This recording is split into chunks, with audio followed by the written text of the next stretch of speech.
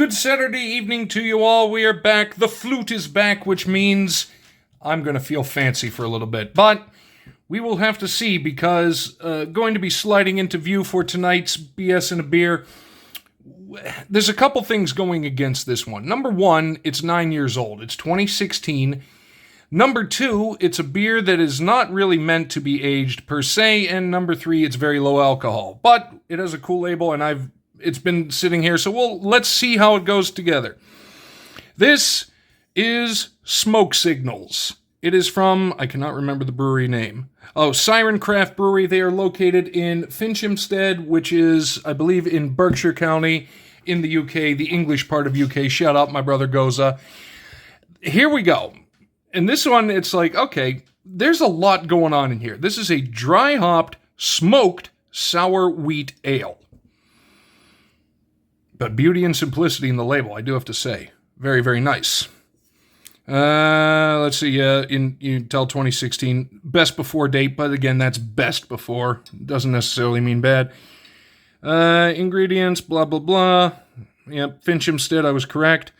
Where was it? Where was the alcohol? Oh, there it is. 4.4%. But let's find out together, shall we? Okay, we have carbonation. All right, so smoked sour wheat ale. This is going to be a party in my nose.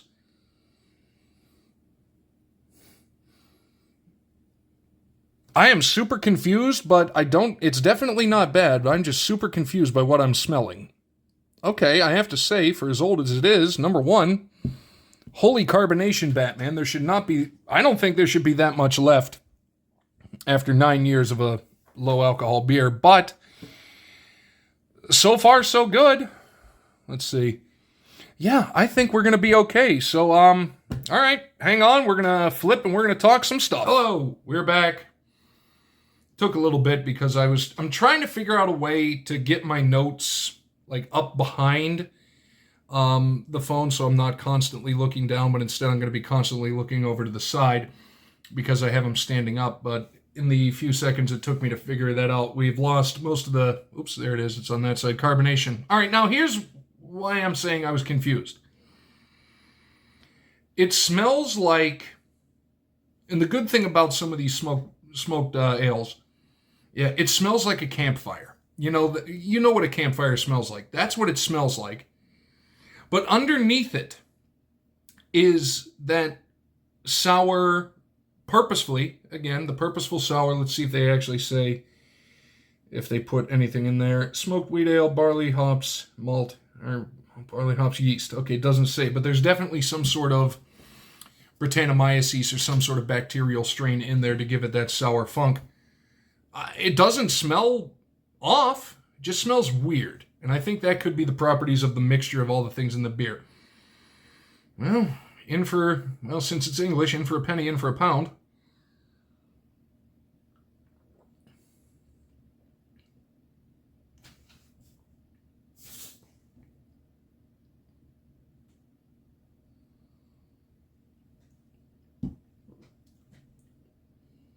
That's weirdly good. That's weirdly good. It's not as smoky as I feared after just getting a hint of it when I popped the cap. That's weirdly nice. There's a hint of the smoke, a hint of the sour, a hint of the wheat. This is actually kind of delivering everything that it promised. All right. I was again legitimately nervous for that one. Anytime a beer in a specific style goes over a certain age, I do get a little nervous. We're good.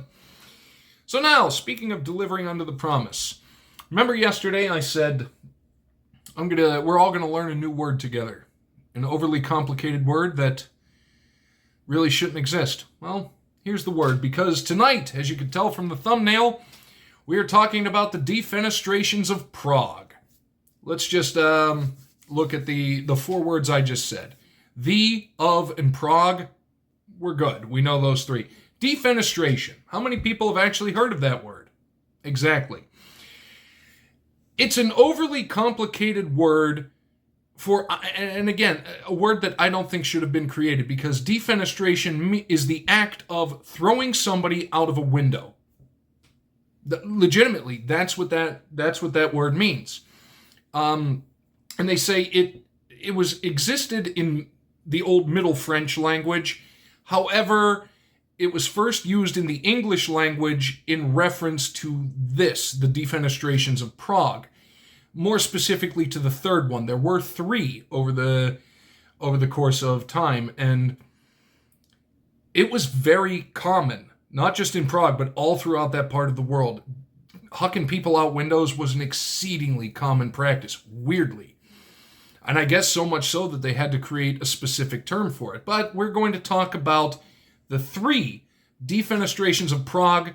However, excuse me, in all reality, when they say it, they refer to the final one. But we will get to that in just a moment. We're going to talk about the first defenestration of Prague, which occurred the 30th of July, the year 1419. And I'm going to be putting up pictures. Some of the pictures are the sites as they look now, and then the others are going to be sketches that came around in different times based on the event. So the first defenestration of Prague happens, again, the 30th of July, 1419. Involved the ending of the life of several members of the city council by a group of Czech Hussites. Now, here's where it goes. My grasp on the Czech language isn't very good, and I don't know how a lot of these names are going to be pronounced, so I'm going to struggle through it and try my best, and you're going to struggle right along with me as you listen to me do it. So they were the priest of the Church of the Virgin Mary of the Snows, a gentleman by the name of Jan Zalivsky. He was leading his congregation on a procession through the streets of Prague to the new town hall. That building right there, that is what the new town hall looks like. It is still there. It's on Charles Square. Basically, they did it in protest because the town council had refused to exchange some of the Hussite prisoners. So, at some point, so they say, a stone was thrown at Zalivsky from the town hall, and apparently, again, you don't know, you're going based on what they told, apparently it struck him. Then the angry mob ensued, and we all know what happens when an angry mob ensues. Usually the answer is nothing very good. So they stormed the town hall. Once inside, the group defenestrated the judge, and because I love to use these terms, the old-timey government terms, the burgomaster and several members of the town council. Out the window, out of the population, as it were. It's like, okay, just storm in. Yeah, throw them out the window. Why not? So this now leads the Bohemian nobles who are on the side of the Hussites to essentially seize control of Bohemia. The Pope responds by declaring a crusade. We have escalated from a stone being thrown, to a crusade being declared. And essentially, this particular act, and each of the 3 defenestrations, led to a major event. 2 of them, the first and third, led to a war. The second one weirdly led to a peace, which is why they don't technically, some scholars will not technically count the second one as a defenestration because it didn't result in more violence. In fact, it actually garnered several decades worth of peace. But be that as it may, we're going to cover that in a second. So, by the way, and after the Pope declares the crusade, what happened was nearly 15 years of war, the Hussite Wars, which lasted from 1419 to 1434. You talk about escalation to the highest of degrees. That is escalation right there. And now, more beer time. Talking about people getting thrown out of a window makes a man thirsty for very, very oddly tasty 9-year-old dry hop smoked sour wheat ale. And I do have to say, this is a style I would not associate with the UK. I wouldn't associate it with many countries, let alone the UK. It's very odd, but like I say, it's like me. It's odd, it doesn't seem to make sense, yet you kind of like it. I hope.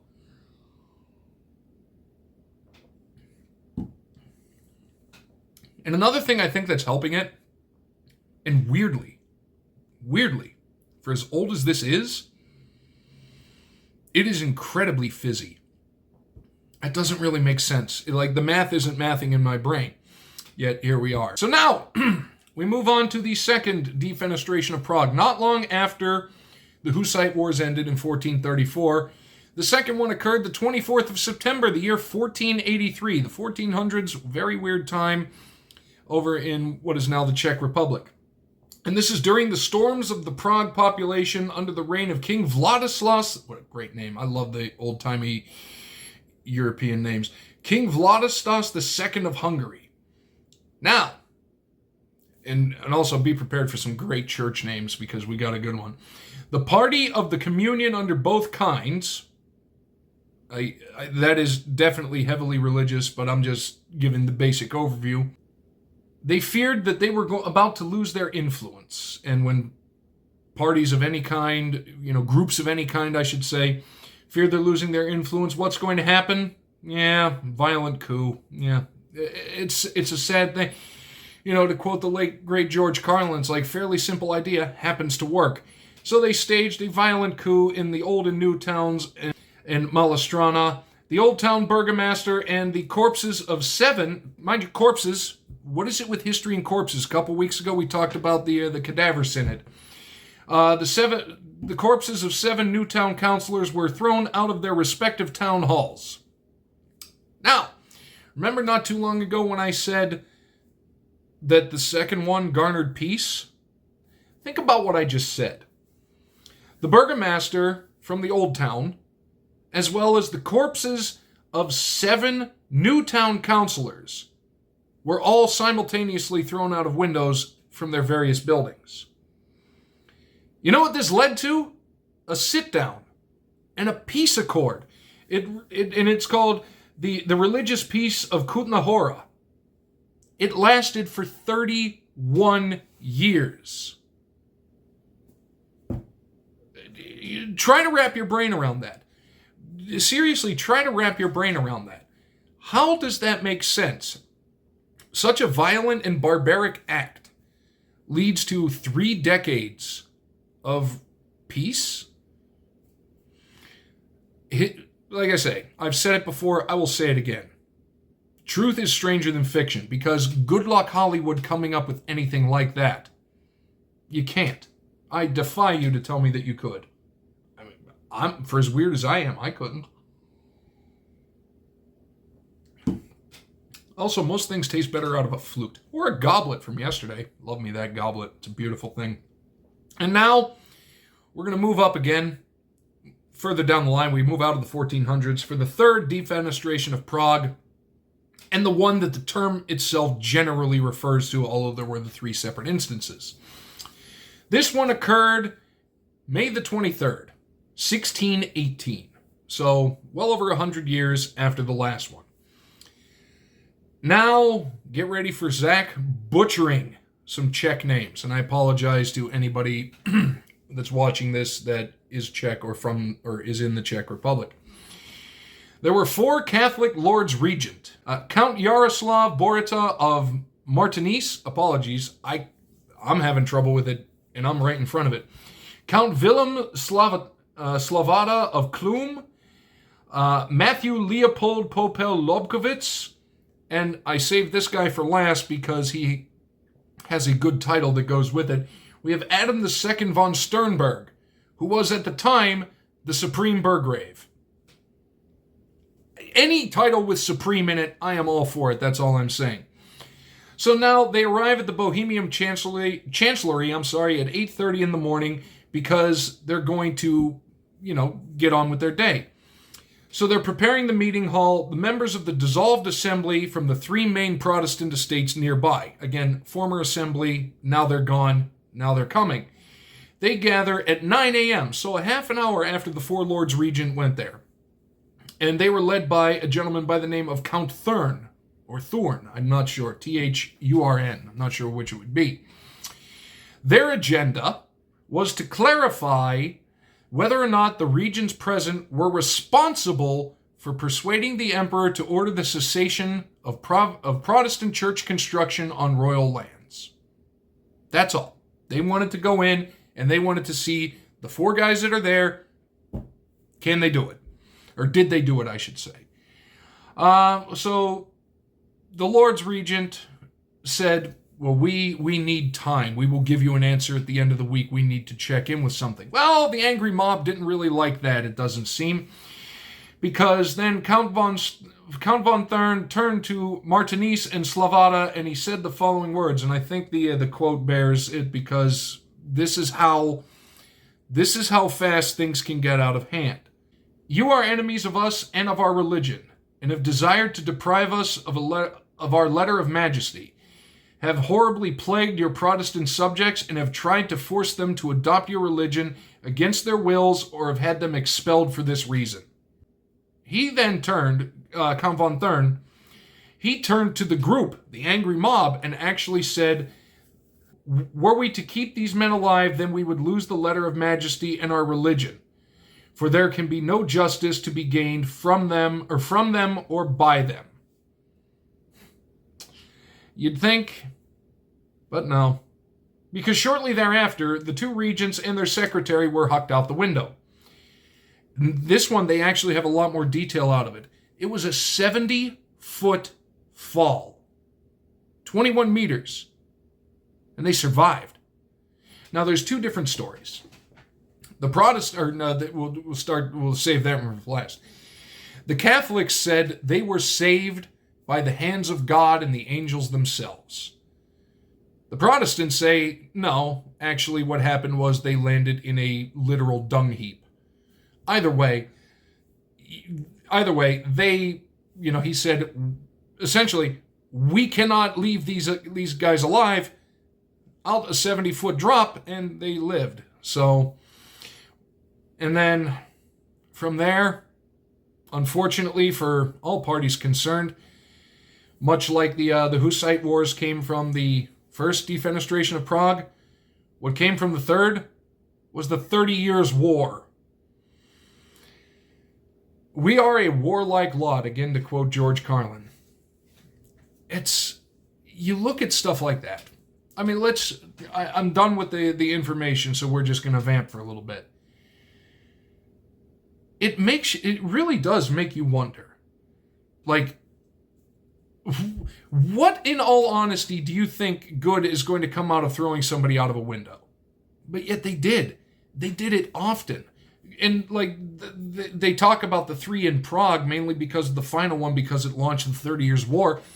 But again, this was a weirdly common practice throughout, medieval Europe, and it happened all the time. It was like, often at times it was essentially accompanied by a lynch mob and massive amounts of violence. But the fact of the matter is, they still did the specific act of throwing somebody out a window, defenestrating someone, one might say. Actually, there you go. That's at some point, other than referring to the defenestrations of Prague, hopefully at some point somebody gets to use that word. And then it also begs the question: defenestration occurs to the throwing of a human being out of a window. What is it when you throw an inanimate object out of a window? Why is there no term for that? Or maybe there is. We don't know. But they weren't doing it in Prague. They were throwing people out the window. Mainly politicians and religious leaders. 3 separate instances of throwing people out of a window. It's just very odd. And on top of that, the fact of the matter is that one led to a 30-year peace agreement.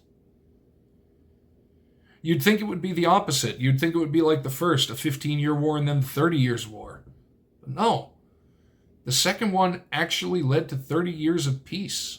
And then on top of that, it wasn't for another, let's do some quick math, 130 years before there was anything violent enough, or, angering enough to get the people that riled up that they're going to throw somebody out of a window. These are the things I think about. And these are the things that you come to me for on the weekend, because you're not going to think about it, because in all honesty, why would you? Why would anybody? But that's why you go to that weird guy at the bar. He sits down at the end of the bar. He knows a few things. Things you'll never use again, but fun things and fun facts to talk about at parties. Maybe I should have changed. Maybe that's what the Maybe that's what this series should have been called. Weird things that Zach told me that I can talk about at parties. Although some of this stuff, I don't know how well, depending on the party, I don't know how well it would go over. God, this was nice. I like this one. This was a much better beer than anticipated. I was terrified. I legitimately thought when I opened this beer, I'm going to get hit by essentially the smell version of 40-year-old gum. But thankfully, it was a good week. No gum. Steelers don't play until tomorrow night. It's a good week indeed. Except they're going to make me, they're going to make my eye twitch. But that's just how it goes. We're going to wrap this up. I'm going to get out of here. We're going to go enjoy the rest of our Saturday night. Again, you guys, 20 minutes of your life on a Saturday you spent with me. I don't know why, but I'm exceedingly grateful every time you do. It truly means the world to me. And I'm having fun doing this. I'm going to continue looking for weird stuff to talk to you guys about and just stuff to make you think. I think that's something that I just love to do. Is I love to say things and tell people things to make them think. That's fun for me. Much like this is for me as well, because it's a combination of that. Getting to spend some time shooting the breeze with you and teaching you a couple random things that, again, you'll think about for a little bit, probably mention to somebody, and then you might never think of again. Because in all honesty, who would think of the Defenestrations of Prague? But you should, because history is goofy. And we will always continue to learn from it. Plus the fact, again, I'm going to go back to it. I'm going to beat the dead horse. Why was that term needed? I just don't understand. And it's a very fancy defenestration. Like, I don't even understand how that correlates to hucking somebody out of a window, which I think flows better, in all honesty. But we will sign off. I'm going to have another sip, give you a cheers. It is English, so cheers, my friends. Almost time to refill my flute. I love saying that, too. So that is going to do it for this week's pair of BS and a beer. We'll be back next week. We covered the 2 conferences yesterday, which was weird. Next Friday, we're going to the MAC. And then I've been seeing some comments in previous ones. The MAC has some good trophies. I don't know. The Big Ten had some good ones. We're gonna see in about a week what the MAC can offer. But that is going to do it. Thank you guys so much, and I'm going to leave you with this final parting thought, and it's rather appropriate, I would say. If you think about it, when you drink alcohol, you're really just borrowing happiness from tomorrow. Have a good night, everybody.